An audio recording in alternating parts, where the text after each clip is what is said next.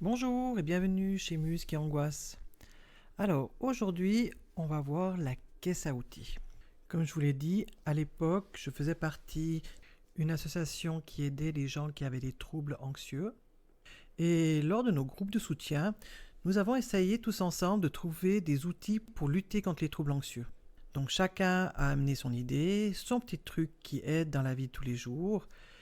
Et donc je vais vous dire ce qu'il y a dans cette caisse à outils.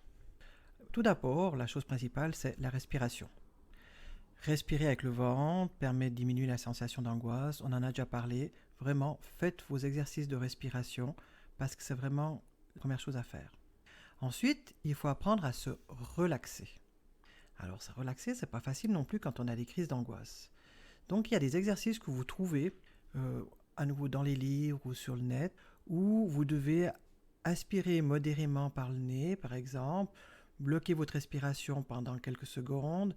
Pendant ce temps, vous tendez progressivement vos muscles de vos jambes, vous serrez vos poings, vous essayez de crisper le maximum de muscles de votre corps.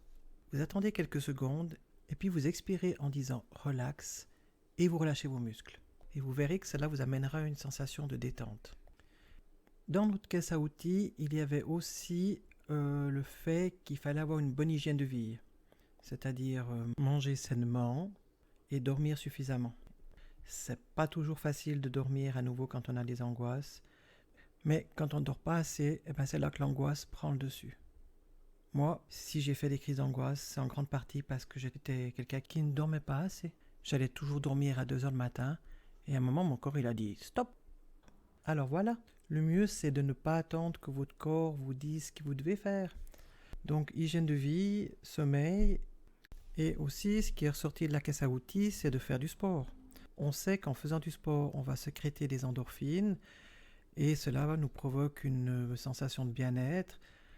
Voilà, c'est pour ça que faire du sport, c'est très efficace pour lutter contre l'anxiété. Et vous pouvez aussi faire du yoga, vous pouvez aussi faire de la sophrologie, toutes ces disciplines qui vont relaxer votre corps et vous faire du bien. Autre chose qui est ressortie dans la caisse à outils, c'était aussi, et c'est vrai que c'est assez primordial, c'est de ne plus boire de café. Le café est un excitant, ça va vous faire des palpitations, ça va exciter votre corps et c'est vraiment pas bon pour un anxieux. Moi, je ne bois plus de café depuis 25 ans. Je ne peux plus. Chaque fois, j'ai des palpitations et maintenant, des fois, je me pose même la question si un yogourt moka ne me donne pas une trop grosse dose de café. C'est pour dire si je sais que le café pour moi est nocif. Autre chose aussi qui était ressortie, c'est faire attention à la consommation d'alcool. Ça excite aussi et c'est pas très bon non plus pour un anxieux. Autre outil aussi qui était ressorti, c'est mettre des post-it chez vous de phrases positives. Parfois, quand on est en pleine angoisse, on doit faire l'effort de penser positivement et on n'y arrive pas. Alors un petit coup d'œil au post-it avec une phrase positive permet de se recadrer dans le positif. Moi, j'avais vraiment des post-it partout chez moi, que ce soit au pied du lit, que ce soit dans la salle de bain, près de mon ordinateur, dans ma cuisine. C'était très beau au niveau décoration, mais on s'en fout. À un certain moment, on a besoin d'aller mieux, donc on a besoin de toutes les aides possibles et inimaginables, et les post-it, ça fonctionne bien. Parce qu'effectivement, au moment où vous avez l'angoisse qui monte, vous avez votre œil qui est attiré par le post-it et vous arrivez à vous recentrer sur le positif.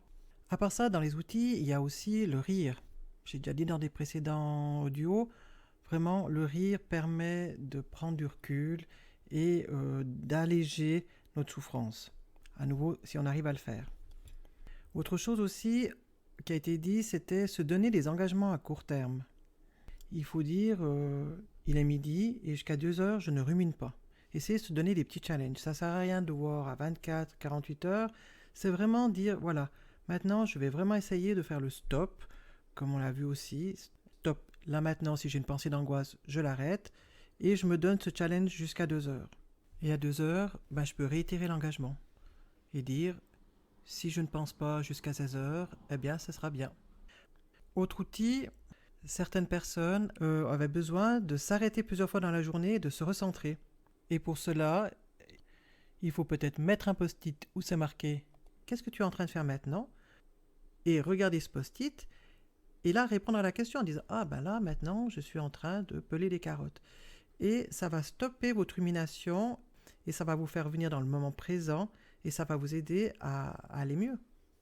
Autre outil intéressant, c'est de faire un tableau pour évaluer comment on peut réagir face à une situation. Alors vous prenez une feuille de papier et vous faites une échelle qui va de 1 à 10. Vous prenez une pince à linge que vous allez pouvoir déplacer sur cette échelle.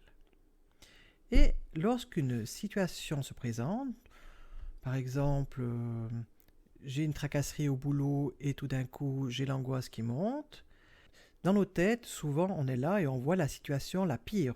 On se dit ça y est, le patron va nous licencier, ça va pas aller, j'aime plus mon boulot, etc., etc. Alors, qu'est-ce qu'il faut faire?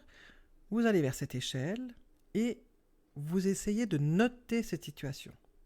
Ça veut dire que vous dites, ouais, ok, alors, sur une échelle de 1 à 10, où est-ce que je situe cet incident? Et vous verrez que dans vos têtes, l'incident a l'air d'être à 10. Et au moment où vous allez mettre de la réflexion, vous vous direz « Ah ben non, je crois que là je peux mettre un 6 ». Faire cela, c'est pas rabaisser ou relativiser la chose. Non, c'est juste la mettre à son juste niveau. Réfléchir, c'est autre chose que d'être dans l'émotion. Et ça ramène toujours le niveau, soit d'anxiété, soit d'émotionnel, à son juste niveau. Ça, c'est cool.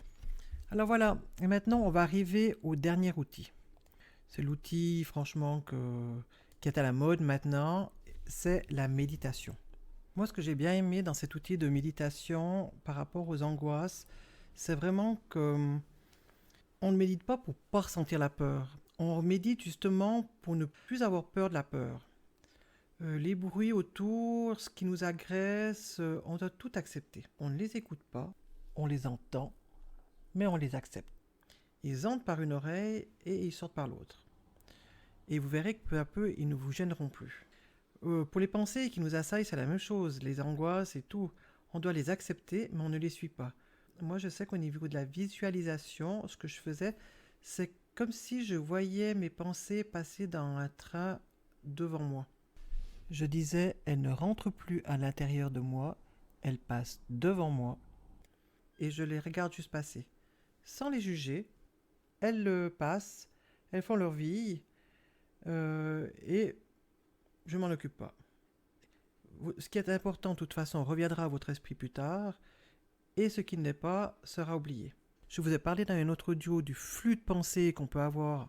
On part chercher du pain, donc on pense à aller chercher du pain, et quand on revient, on n'est plus du tout dans cette pensée-là. Il y a plein d'autres stimuli qui sont venus nous amener d'autres pensées, et là c'est la même chose. Imaginez que c'est un flux de pensée qui va passer au moment où vous méditez, et on les regarde passer, on sait que c'est des pensées et qu'elles ont leur propre vie, et on reste là, juste en observateur. Et petit à petit, on remarque que si on ne nourrit pas ces pensées, ça veut dire si on ne leur donne pas trop d'importance, elles vont diminuer doucement, elles reprendront leur place et leur importance naturelle. C'est vraiment pour ça que la méditation a été le plus important, pour justement aussi par rapport à ces pensées, savoir prendre du recul. Vraiment, si vous arrivez à faire cette visualisation de les laisser, de les regarder passer, c'est vraiment quelque chose qui vous aidera beaucoup. Voilà, je vais vous laisser là pour aujourd'hui. Alors à bientôt!